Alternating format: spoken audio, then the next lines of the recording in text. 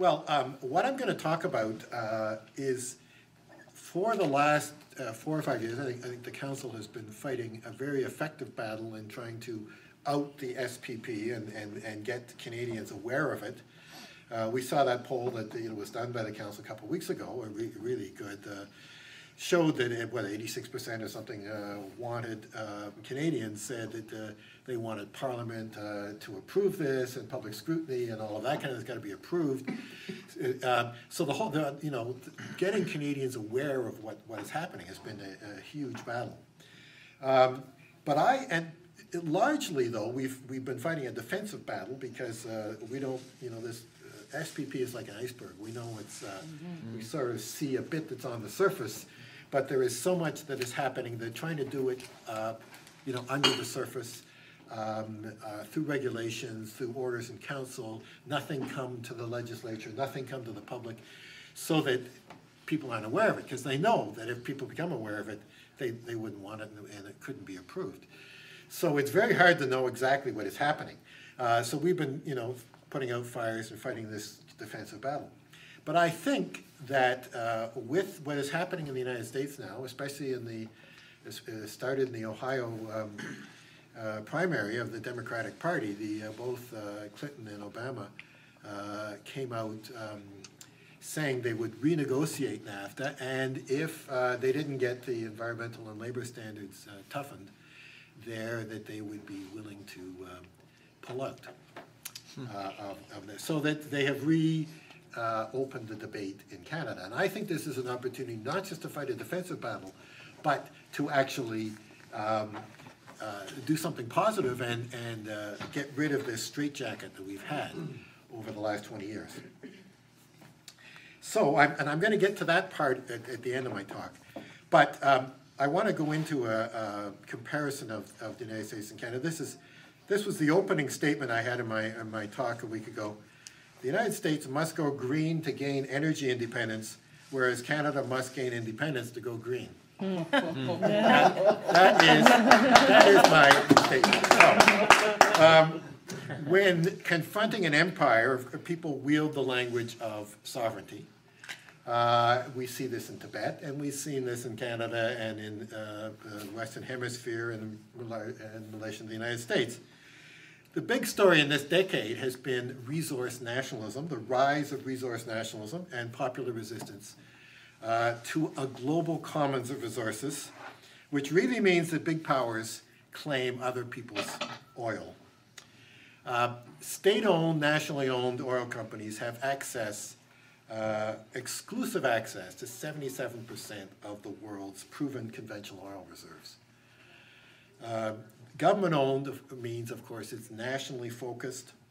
Saudi Aramco, the National Iranian Oil Company, the Iraq National Oil Company, all control over 100 million barrels of oil reserves. They make the old seven sisters of oil, the private corporations, look like Lilliputians. Exxon's reserves are in the 11 to 12 billion range, whereas Saudi Aramco has over 250 billion compared to 11 to 12. Although the U.S. is still, of course, the world's great empire, Americans talk about independence, and especially in regarding to energy and national security. Independence, of course, is an American motif. They fought in 1776 independence battle against the great empire at the time. But of course, unfortunately, they've not extended national independence to other countries whose sovereignty they often puncture. Bush and Harper have much in common. Both are right-wing, pro-corporate politicians who support the projection of American power abroad and do nothing to curb greenhouse gases at home. Yet their rhetoric differs on oil and gas policy. Like all U.S. politicians, presidents since Nixon, Bush promises the Americans energy independence. The reality is, though, that every year the U.S. gets steadily less energy independent. and imports more and more of the oil that it uses. In contrast, Canadian prime ministers never talk about energy independence and enthusiastically support Canada's satellite role in helping to ensure U.S. energy security, which undermines the energy security for Canadians. And of course, energy security matters to us, living in a country where the dominant season is winter, and we know that in late April. Energy security matters for Canadians. Cuts in supply, as we know, could have Canadians freezing in the dark. The irony is that American presidents promise energy independence, but fail to do much about it, while Canadian prime ministers do not talk about it, but could easily achieve it. Canada, of course, exports more energy than it consumes. So the main U.S. choice on energy independence is to go really green and substantially cut fossil fuel consumption, or is to use aggressive tactics, including going to war to get other people's oil. It's a choice of green and independent versus empire and dependence. Empire is connected to dependence.